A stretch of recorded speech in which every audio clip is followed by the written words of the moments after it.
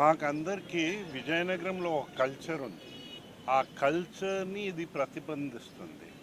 ఏంటంటే విద్యార్థులతో పాటు ఇక్కడ శ్రమజీవులందరికీ కూడా తినే అవకాశం ఈ అన్న క్యాంటీన్లో వచ్చింది.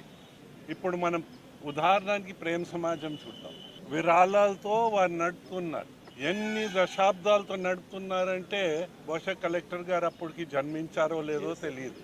ఎలా నడుపుతున్నారో, ఎవరు పుట్టినరోజు కానీ ఎవరు మరణించిన రోజు వారు ఆత్మకి శాంతి కలగాలని కోరుతున్న వాళ్ళందరూ ఆ వృద్ధులు 100 వృద్ధులు పాపం ఎక్కడ పని చేయలేరు.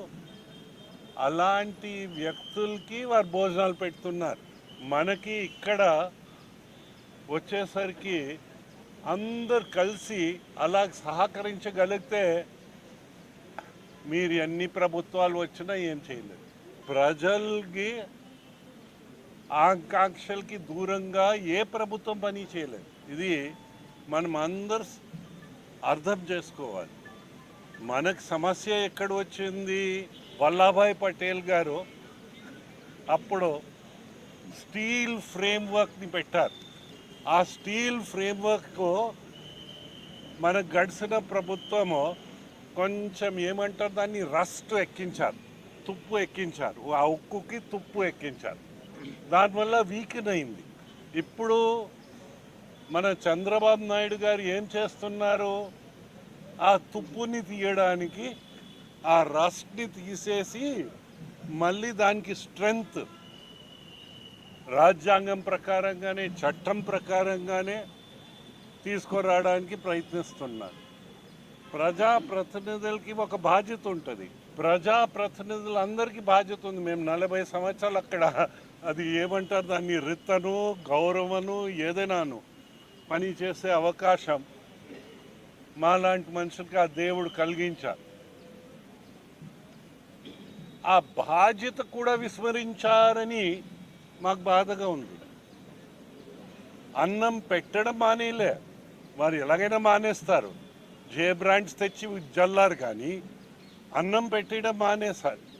పాప బొబ్లీలో చూస్తే అన్నం పెట్టేవాడికి కూడా కేసులు. నువ్వు పెట్టవు, నువ్వు ఎవరిని పెట్టనివ్వవు. అంతవరకు ఆ తుప్పుని తీసుకెళ్లారని విషయము. అది మనం అది క్లీన్ చేయాలంటే అందరు సహకారం కావాలి. అందరు సహకరిస్తేనే సాధ్యపడుతుంది.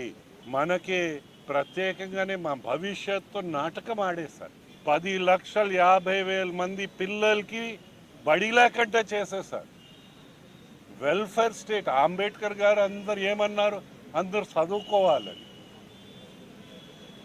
మర్చిపోకూడదు. మన స్వతంత్రం కోసం పోరాడిన ప్రతి ఒక్కరూ మనం అందరూ బాగుపడాలి. ఒకరు బాగుపడడం కాదు. మన గురజాడ అయితే దేశాన్ని ప్రేమించమన్నా, దోచమనిలే దేశాన్ని. ఈ దోచుకోవడం మనము ఆ సంస్కృతికి స్వస్తి చెప్పి ఎవరు దోచుకున్నారు వారికి కృష్ణ గారు జన్మస్థలానికి పంపించితే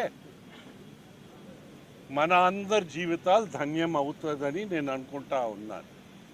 మేము పుట్టే ముందర నుంచి ఆ సంస్కృతి విజయనగరంలో ఉంది.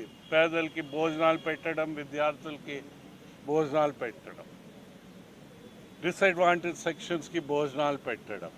మేము చచ్చిపోయిన తర్వాత మమ్మల్ని మన కుటుంబాల్లోనే మర్చిపోయిన తర్వాత కూడా భోజనం సంస్కృతి ఉండాలని దానికి దేవుడికి ప్రార్థిస్తూ సహకరించిన ప్రతి ఒక్కరికి, మన అధికార యంత్రాంగానికి, మన అక్షయ పాత్రకి, ఇచ్చిన విరాళాలకి, ఇచ్చేవాళ్ళు ఇవ్వబోయే వాళ్ళు కూడా అనేది మీకు కూడా మనం చేస్తాను. ఇది పెద్ద ఫిగర్స్ కాదు. ఆయన 1 లక్ష జీతం, నెల జీతం ఇచ్చారు. అలా కొందరు, అందుకోసం అన్నాను మీకు తోచింది ఇవ్వండి, సహకరించండి, దీన్ని ముందు తీసుకెళ్దాం. కలెక్టర్ గారి నాయకత్వంలో మనము అన్న క్యాంటీన్లు విజయనగరంలో అన్ని క్యాంటీన్ల కంటే ప్రజా ఇన్వాల్వ్మెంట్ ఎక్కువ ఉందని మన చర్య వల్ల మనం రుజువు చేద్దామని అందరికీ నేను మనవి